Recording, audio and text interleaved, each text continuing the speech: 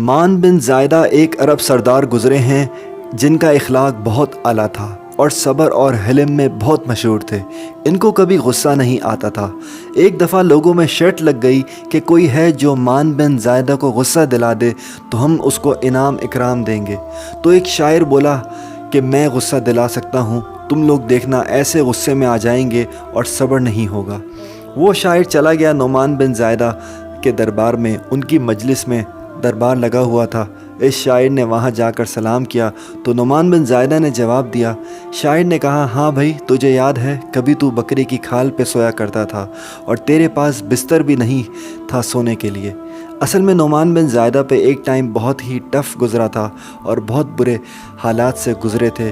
تو انہوں نے کہا، ہاں بھائی، کیوں نہیں یاد، کون اپنا برا ماضی بھولتا ہے۔ اتنی بری بات پہ بھی نعمان بن زائدہ کو غصہ نہیں آیا۔ تو شاعر نے کہا، پھر ساری تعریفیں تو اللہ کی ہیں جس نے تیرے جیسے شخص کو تخت پہ بٹھا دیا اور سردار بنا دیا۔ تو انہوں نے کہا، ہاں بھائی، ساری تعریفیں اللہ کی ہیں، میری کیا اوقات جو سردار بنوں۔ یہ وار بھی خالی گیا تو شاعر نے کہا، جہاں تیرے جیسے حکمران ہوں میں وہاں نہیں رہ سکتا، کہیں اور جا کے رہوں گا۔ تو انہوں نے کہا، اچھا بھائی، اگر تو ہمارے پاس رہے گا تو ہم تیرا اکرام کریں گے اور تیری خدمت کریں گے، اور اگر تو یہ شہر چھوڑ کر جانا چاہتا ہے تو تجھے اللہ سلامت رکھے اور سلامتی ہو۔ اب یہ وار بھی خالی گیا۔ اب شاعر کی بھی ہمت جواب دے رہی تھی۔ شاعر نے گالی دے کر کہا کہ او گندی ماں کے بیٹے، میں یہاں سے جانا چاہتا ہوں تو سفر کے لیے مجھے پیسے بھی تو دے، میں بغیر پیسے سفر کیسے کروں گا۔ اب ماں کی گالی، اور وہ بھی ایک عرب سردار کو۔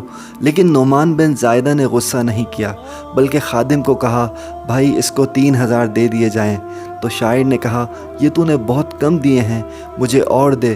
تو انہوں نے حکم دیا کہ بھائی اس کو 3000 اور دے دو۔ تو اب شاعر کی بھی ہمت جواب دے گئی۔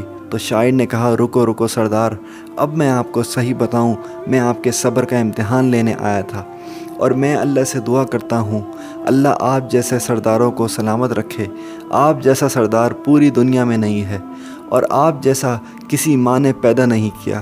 آپ بہت صبر والے ہیں اور بہت سخی ہیں، آپ کی سخاوت کے آگے سمندر بھی کچھ نہیں۔